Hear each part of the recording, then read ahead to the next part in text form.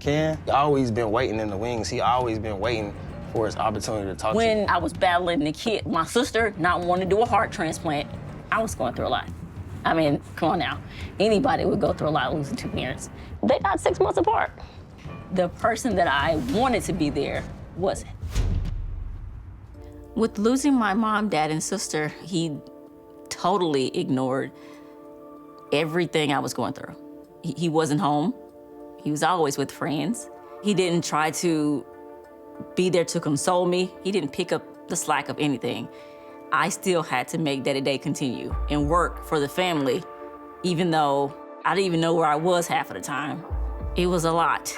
And the continuous trauma that we were going through, it was like it just magnified. I was like, okay, I know you see me shifting. I know you see me changing. I know you see me drained, but you didn't do anything. I wasn't there for you. And that's why I know I messed up. We outgrew each other.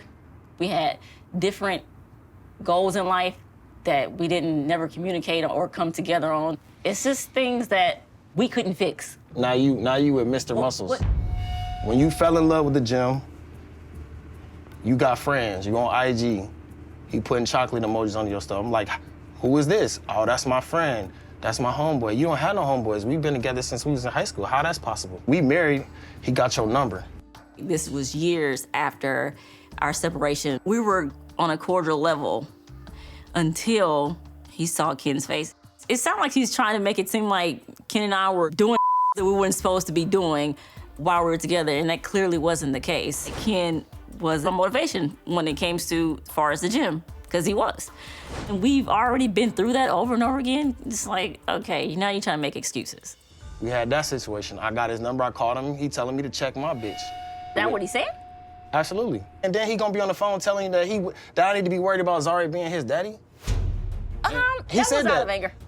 So out of anger don't mean it ain't true. And guess what okay. happened? My daughter stopped talking to me for almost 2 years. But that's and not told me why. I want you to have a one-on-one with your daughter. Well, I need and to, you ask her why she don't talk to you or why she stopped talking to you. She will tell So why you. is she over here calling Ken her daddy then? She didn't know. I went to the school the day after Father's Day. The lady in the after-school care said, hey man, I ain't seen you in a while. I heard you just got off the road from driving trucks. And I'm thinking about I don't drive no damn trucks. She was like, oh, we got Zaria on camera talking about her dad for Father's Day.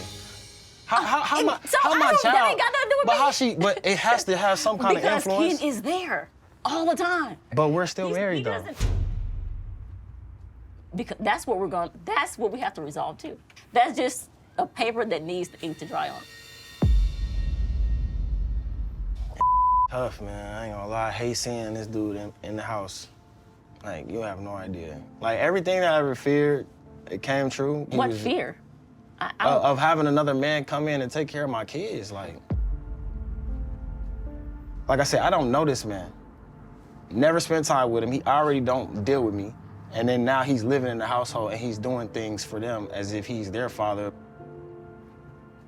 I don't feel like we gonna move forward until me and him really, and I mean a real heart to heart. Okay. None of that, and I ain't talking about on no animosity, on no extra rah-rah shit. I'm talking about real man to man, and I gotta be able to really say what I wanna say and allow him to say what he wanna say without taking the emotion and the, the testosterone and the masculinity out of it, you know what I'm saying? Because at the end of the day, like, I feel like that's where me and him have a hard time making it through. Him being this big muscle guy and me being myself, like, we still men. Biggest teddy bear ever. Yeah, well. Until you push him, but that's like anybody else. That's anybody. But it does take a lot to push him. Moving forward, like I said, at the end of the day, it's really just about how to co-parent. Yes. How do I get rid of that? We can get better at any hostility I have towards him? Because at the end of the day, if I don't get rid of my feelings towards him, then it ain't gonna really work. Cause he ain't going nowhere. So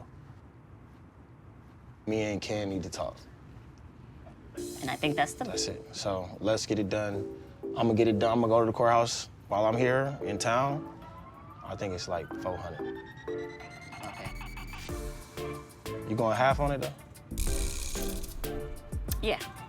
Marques has the nerve to ask me, am I gonna pay for half of the filing fee? I'm like, dude, all right, now you're starting to piss me off. It was going smooth, now you're starting to piss me off, but I was like, it's fine. Can I pay for it? I'ma head out. Me so too. I appreciate you. All right. See you later.